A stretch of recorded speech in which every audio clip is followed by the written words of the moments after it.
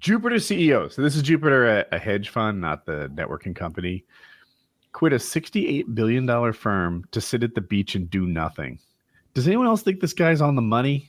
Right? Like, I don't know how much money he has. It probably had a $68 billion firm. Let's assume he's worth $100 million. Why keep working? If you scroll down a little bit, he basically says, I just want to sit at the beach and do nothing. I'm not thinking about anything else. He's done working. He won. He should get a dog park named after him or something. How old is he? I don't know. Does it say? 51.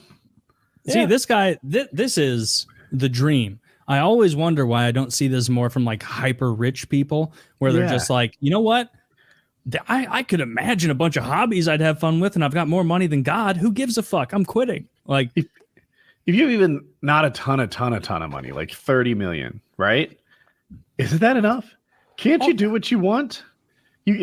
Just stock market will return 3 million a year. You can't get by on that. What do you want to do? What would be your retirement if you didn't have to work? I think I'd buy a real doll. Yeah, keep it in your basement. Get I don't know, Dick. He would probably spend his days flying around in a lawn chair and going on 6,000-mile motorcycle trips. But who's to say?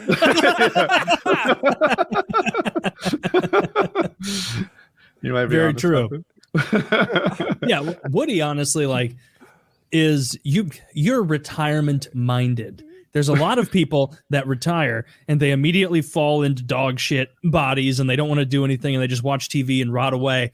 Like, you're going to live to be 100 because you're one of these retired people that's like, I just want to keep going. Like, and it's like, oh, you want to keep working for your job? He's like, no, I just want to keep having fun in weird ways. Like, I don't mean to flex on you guys, but I'm really good at not working. Like, it's one of my core competencies. I just lift weights in the gym and pursue dangerous hobbies. See, that's would you stop podcasting about it if you had $68 billion, whatever that guy had? Would you still fire up a microphone and talk about how? I'd probably still fire up the microphone. This is not much to keep up with. I would still do it. Like, it's fun. I like doing the show. Yeah, I like. It's fun to joke around and make people giggle at retarded nonsense. It's a good feeling, you know. I might leave it 3 hours every now and then. All right, guys. No, actually, that would suck because then you'd be gone and Kyle would be in 3.5 hour cooked Kyle mode, where it is pulling teeth to get him to respond to you. And it's like, we're doing a podcast. Please answer my question. Like, just this is why I don't go to the bathroom on this show. Like, I don't want them talking shit about me when I get up here. Oh yeah. Dude, every time I know exactly what you mean, because there are times like I'll like go to take a piss and take my headphones off, and immediately I hear like, that fucker Taylor was. I'm just like, and I'm like, I wonder what's being said now. Yeah. Oh, it's funny. Yeah, I would totally do it. If you were a retired billionaire, Dick, you would still do your show, right? Or no? Oh, yeah. I mean, I'm sure. I got to get... This is the only thing that keeps me from acting like that in real life. Shouting into nothing. Yeah. I do think that, like, people are more angry, men at our age anyway. They're just, like, kind of... They have this, like, built up, like, seething resentment of the world around them that when they talk to you, they're like, you never believe this fucking guy that I saw today. And I'm like, yeah, man, I got voicemails like dealing with this. Like, it really helps mellow me out when I get on and just get it all out of my system. Although that's probably that's probably all bullshit too. Like, my girlfriend's probably rolling her eyes into outer space in the other room. Like, he is not, it does not mellow him out at all. This happened to me. Like, my wife's always like out in our living room watching TV or doing whatever she does while we're doing the show.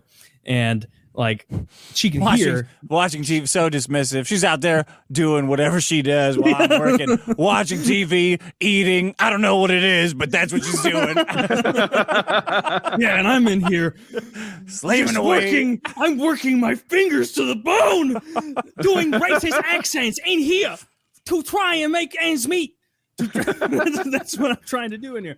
But like, no, it was funny. A few weeks ago, like, I came out after the show and she was still awake, and she was like, "Hey, you told a story about XYZ that happened at our house, and it didn't happen exactly that way. And I was like, hun, Get out. I'm just like, hun, like, this may surprise you.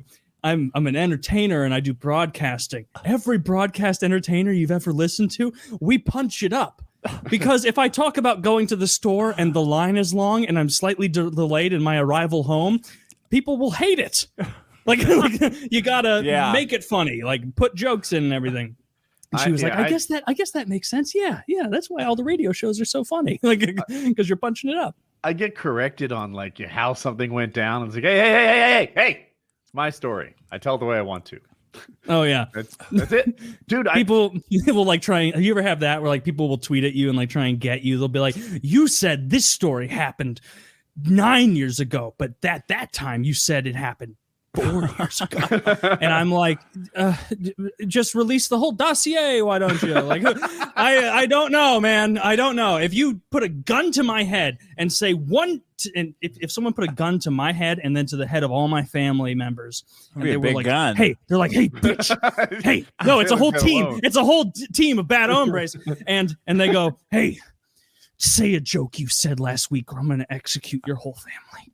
I'm going to be like, if I do an Asian voice, does that count? They're like, no, it'll have to be the same thing you said. I'd spend the next couple minutes like making amends with my family because like everything blends together. Dick, you know how it goes. You don't remember shit from the previous episode, do you? You just kind of talk. I remember shit together. I said like 10 minutes ago. I don't hear that, dude. Yeah, that's why topics are hard on this show. And we try at the end of it to be like, we just talked for 4 hours. What the fuck did we talk about?